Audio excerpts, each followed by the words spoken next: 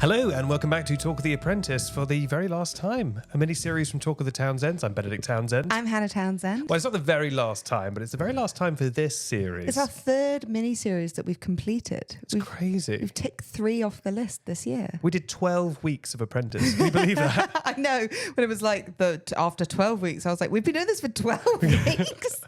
That's like 1/8 of the length of a Married at First Sight season. That's crazy. But we've made it to the end. Thank you to everyone who's been listening all the way through. Yeah, thank you so much. And I want to say one thing right at the top of the bat. That's a good win, Dean. I knew it was coming. Actually, sorry, can I begin again? Ladies and gentlemen and pizza experts. You really like that. You were like, write that down. I was like, okay. I just think that's a great thing to use out of context.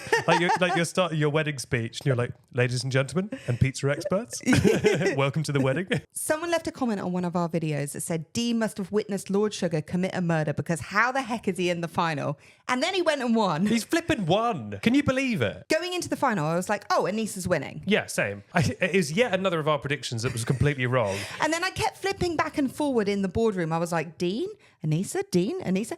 I am shocked, I will say. Yeah, look, we are happy for him. Yeah. He seems like a really nice bloke. He seems great. He seems like a really lovable bloke. It's very clear from the beginning that Lord Sugar has always had a soft spot for him.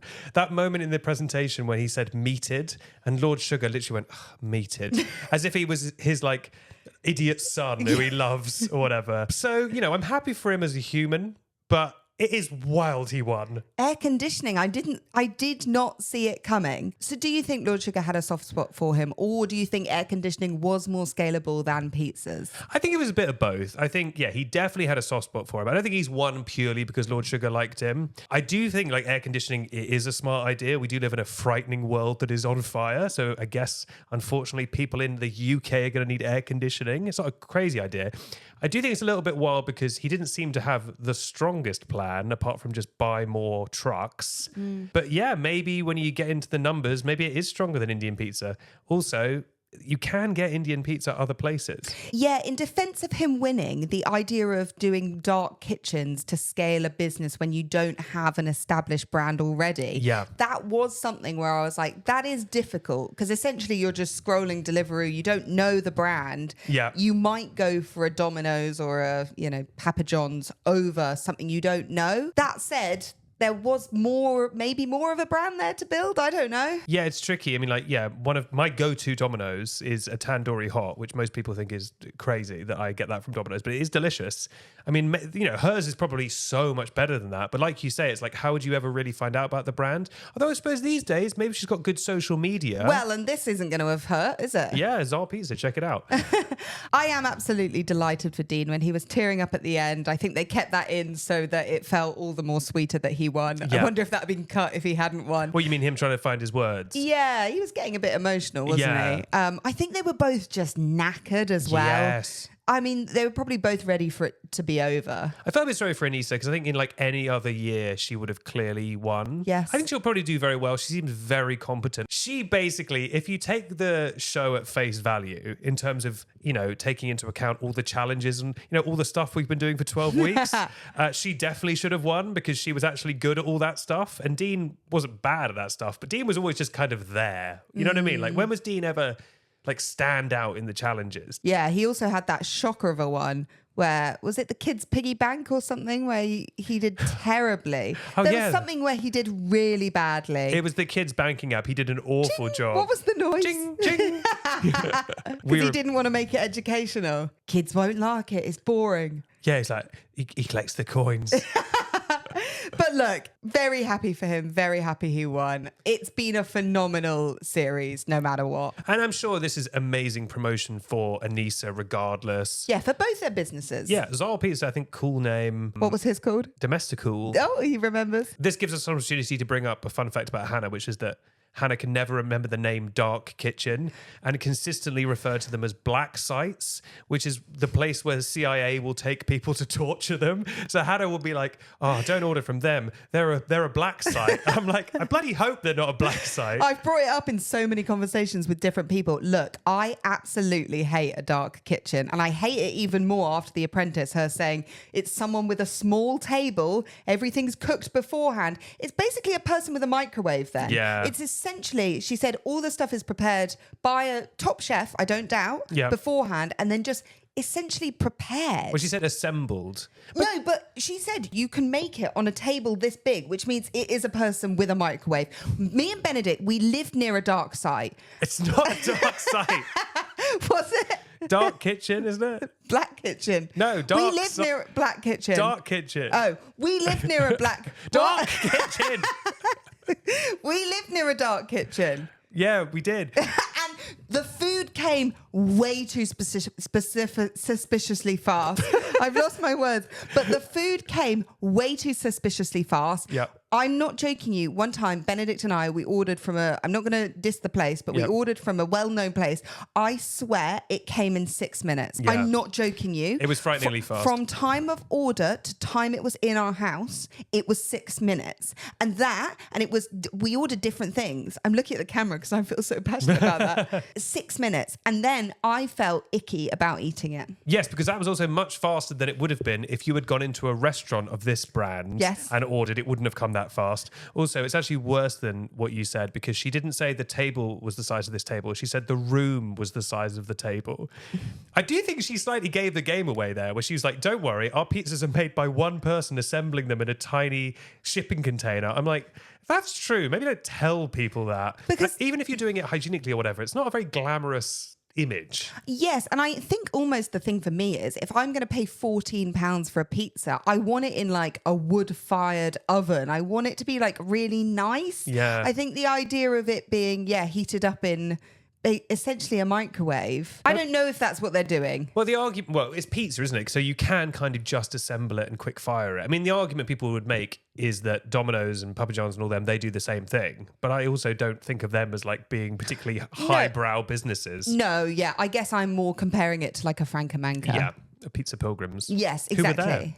Who were there? The Pilgrim was there himself. Anyway, should we kick off? Yes. Well, let's talk about probably the best part of the final, bringing the old gang back together. Hey, and Nadia, whoever managed to snag Nadia coming back for the final, thank you so much, because I was so happy to see our girl. I would love to know the politics of how they decide which candidates to bring back for the final. Do you think it's just anyone who agrees to come back, or do you think it's hand-picked? I think you have to be invited back for sure, because I know, like on maths, some of them get really sad when they're not invited back to reunions, and I think you have to be like a big character or a bit of drama like Nadia. Like there were people who survived longer, like Max England survived longer than Nadia, but he wasn't chosen because... Do you think because he got a bit quiet by the end? Well, he's not great TV, is he? Harsh but true. Do you know what I mean? In terms of, Does it also have to be even numbers on each side? Did they both have the same number of people? Yeah. So you couldn't have... If Max England had wanted to, they go, well, sorry, Max, you're an odd number. He just wouldn't have got the text, Ben. And then there was also the doctor guy who kind of turned on the show. Hair transplant. Carlo. Yeah, Carlo was obviously a bit... No, the other guy, I think he's a dentist. Yes. The one who quit.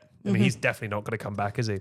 Top of the episode, Dean saying it's broken me and remade me. Yeah, sorry, Dean, what part of this I mean, look, I don't want to, put him down, but like, what part of building a children's banking app or doing a green screen broke you exactly? In his defense, I think it's sleep deprivation and missing his family. That's and I fair. think actually that is allowed. That is fair. But it was so dramatic, those opening statements.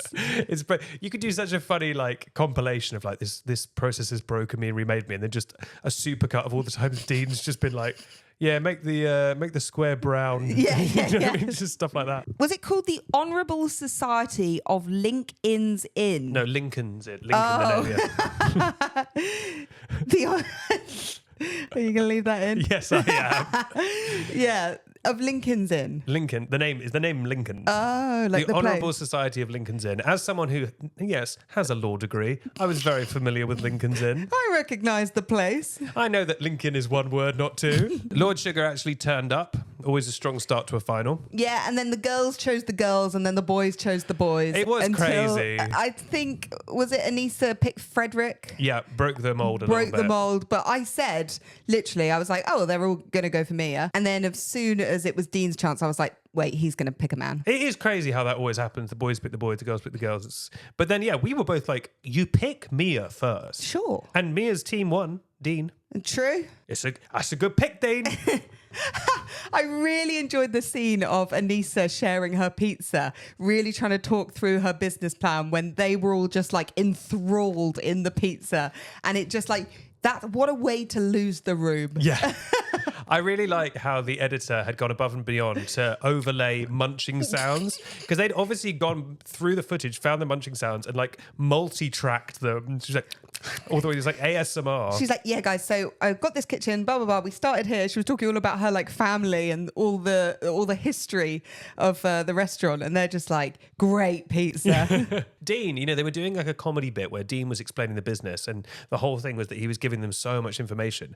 But actually, it was an incredible opportunity for him to just advertise his business. 100%. He was like, we could do hot, we could do cold. It conditions the air. It's hypoallergenic. And it's like, it was done as a joke, but also it's like, as a viewer, I'm like, I actually know a lot more about air conditioning now. Yeah, literally, it can be installed really fast, blah, blah, blah. Here's $1 million question. Would you get air conditioning in our house? No, I always get sick with aircon. Me too. But maybe if we had it full time, I would get used to it. But our house stays cool. I'd like to know what the energy costs are. Yeah, so would I. Especially for heating. Because if it's like cheaper than heating conventionally, that'd be great. But the thing is that there's like But you have to pick a room. You have to say, I want this room hot. It's not going to heat the whole house. You've got that big ugly thing on the wall. It is ugly. They are ugly. There's a gap in the market for anyone who can make that not look awful. Actually, no, installation is so easy. All that happens is Liam walks in the room, he snaps his fingers, it appears above him. 1 second later, it cuts and it's missing from above him. Does anyone notice that? Very funny. We need to come on to that. Did Anissa not already have a name for her business? Do you think they maybe said to her, look, bat some names around and then you can just go for the one you've already chosen? But I actually really respected that Dean was like, I've been thinking of this business for 10 years. This is its name. Like, yeah. Surely that is way more realistic than, I don't know what I'm going to call it. Also, you've had 12 weeks. There's got to have been some downtime as you're getting to the final. I feel like that's not on her. I think she either had the name of her family business, which they said she couldn't use or something. Right. Or they just needed to add a little bit of something. I mean, because why did she just make a pizza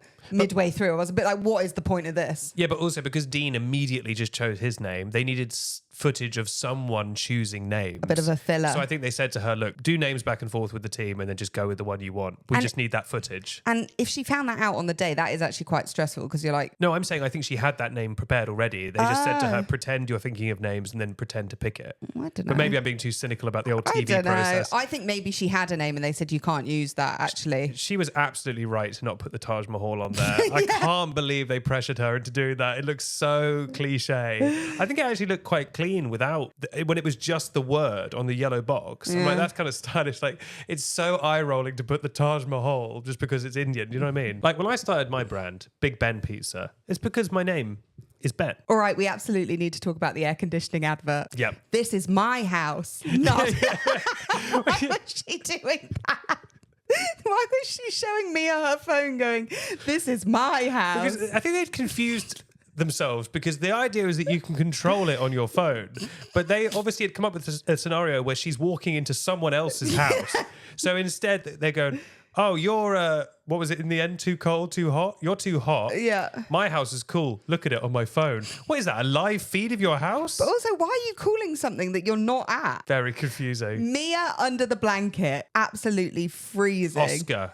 BAFTA. So funny. She was playing it well, actually. I believed she was cold. And then the iconic call to being like, we're going to have to change it. And then it was... It's a bit like when you do like French GCSE and you're like, il fait froid, il fait chaud. I don't know. I just like, it's so perfect Apprentice when they're like, we've done it. We've got the ad all about being too hot. And he's like, the tagline we've come up with is, use this to cool your house. And Liam's just like, oh, man. Why, though, was it not clear in that original meeting, like, focus on it being cool? Like, if I was going to pitch a different direction and I was Liam, I would have run that past Dean at point A. I wouldn't have filmed a whole ad with Mia under the covers and then be like, is this okay? Because, Hannah, why would you make Liam the sub-team leader? Make Mia. Always make Mia the sub-team leader. Never make Liam the sub-team. It's so funny that even in the final, they're just going with their mates. Yeah. It's like, okay, yeah, he's your mate, but he can't do this. Yeah. He's a lovely bloke, but he can't make ads. Also, Nadia roasting and saying, it's boring. People are going to turn off. I was like... Nadia is so iconic. It's so sad we didn't get more of Nadia. I loved her. The thing about Nadia is she's always correct. Yeah. She just delivers it completely too much. Yeah, and there were a few times this episode where people were giving feedback and I'm like, the ad's already made. The box is already made. If you hate it, what can they do? Unless you're going to offer something constructive that says, look, when you're in there, Q&A, they might say this, and then you can almost come up with a solution or workshop a solution. But just to say like, oh, I think it's a bit cringy, the ad or something. It's like, what's the point? We're past that now. Yeah, because also you do that earlier in the process because you're looking to undermine another candidate for later in the boardroom. You can be like, you seem to have done a bad job here just to plant that seed. But you don't need to undermine them when they've already made it to the final and you're not in the show anymore. Just say you like it. You've got no balls in your court. Exactly. You've got no balls in your court. Does that make sense? I think what you were looking for is skin in the game. Yes. But I like no balls in your court. That's a good Hannah-ism. That's a good Hannah-ism. When they played that advert and the air conditioning unit was very badly CG'd onto the wall and then went away for a second and then went back in a blip. So good. We laughed so much. I will say the other advert, the football advert. Good. The acting, especially for The Apprentice, the acting was like Oscar level. Yeah. And then Amber Rose just kept being like, stop, what are you doing? I think Amber Rose doesn't know that editing exists. I understood what she meant, actually. In defense of Amber Rose, it needs to be quick and snappy because you can't make people speed up lines because then their voice would be higher. So I understood. You can cut. You can use cuts to like. Yeah. I'm not saying. Oh, what am I pizza? Salt pizza. Can we talk about Dean designing an aircon space the size of a big Tesco? Oh my God. And what the point of that massive industrial space to house a couple of quite small aircon units? It was like a cathedral. You could do tours. You could do tours. And you could do a tour in it. Yeah. On the giant QR codes. I love the idea that you and I on a Sunday would be like, what do we want to do? Let's take a trip down the aircon store. To be fair, it made The guy running made me laugh so much. The video game run. It made more sense when you realised he was just using it for the presentation. Like, I don't think he was necessarily actually pitching that as a real store that would exist. But then why did they make him do it? I guess he didn't have anything to do. He couldn't make an aircon unit. He needed something because she could hand out pizza, which is a pretty and she good. made a pizza. Yeah, that's a pretty good thing. What could he do? He needed a gimmick. But making that strange warehouse where you're meted by Dean. All I could think the whole time was, how expensive would it be to air condition that store? Well, we don't know. But of course, he doesn't do commercial. Yeah. So we'd never know. So we'd never know. That place wouldn't be aircon. It's not domestic, so it can't be cool. You can look at it, but it won't be cool. Domestical, by the way, that's not a pun. It reminds me of testicle. Is that what you kept thinking? I kept thinking, is this a pun on something? But like, domestical is not a word. Domestic is a word, but domestical is not a word. So domesticool is not a pun on anything, unless I'm wrong. I think you're correct. So I what, think it's what does just it like mean? domestic places that are cool. It does roll, rolls off the tongue. I don't know that it's a pun. But it has the vibe of being like a pun, No, and, it does. and yet isn't. I think it's a pun on testicle. Do you think? They're cold. You've got to keep them cool, yeah. You've got to keep them cool. Yeah, what else about testicles? You do, though, don't you? Yeah, you can't have them too warm. It kills the sperm. Exactly. Extra, read all about it. Emma actually spoke in this episode. Yeah. She was completely silent all episode. She didn't even say she liked the pizza, but then there was one inspirational speech where she said, we're doing it for her. I think she did say she liked the pizza. I don't think we even got a out of her. No, I'm sure she did. Fascinating character. Interesting she was invited back. Yeah, that's got to hurt if you're Max England that they brought Emma back over you. No offense to Emma. And her coffee business. Does Lord Sugar hate Liam? No, but I think Lord Sugar sees with his eyes what Liam's like. Yeah, but I don't think I would take that well. Because he just kept on being like, let's pause for a second. He's a mug. Do you know what I mean? Like, yeah, but because Liam's also sort of cockney, cheeky chappy, I think he kind of thinks he can take he's on it. my wavelength. He can take the banter, but also he has just been consistently kind of useless at times. So I think Lord Sugar is also a bit exasperated by him. Yeah, he was like, why did you let Liam do it? Why should Liam be in any ad or something? I mean, well, to be fair, he did do very badly on the QVC challenge. So so why you'd then think let's put him in an ad? the Hoover. Unlike Dean, Alan Sugar's adopted son. Yeah. So anyway, congratulations, Dean. Congratulations, Vanessa for making it. Absolutely. And congratulations us, because we've done 12 weeks of this. Crazy. One for every slice of a pizza. And I want to thank every single person who's listened to all of this with us, been on this journey with us. We've had a lot of people who said that they've been watching The Apprentice this year just to listen to the show, or who have been listening to the show and not watching The Apprentice. Yeah. Which must be a unique experience. Yes. A game for the mind where you get to dream what everyone looks like. Yeah. But we have more miniseries on the way. The miniseries never stop, Hannah, do they? They never stop. No matter how much we want to sleep. We've got Black Mirror continuing, and then we have a new miniseries on the horizon that I think might really surprise everybody. Here's a clue. Doom, doom, doom, doom, doom, doom, doom, doom, doom. We're going back to season 1 and we're doing all of EastEnders. Season 1, episode 1, EastEnders. Episode 1. Where is it we live again? Right. No, we're definitely not doing that, but we are doing a new one soon. Thank you so much for listening. I have been Benedict Townsend. And I have been Hannah Townsend. And that's a good deal, Dan. That's a good podcast miniseries, Dan.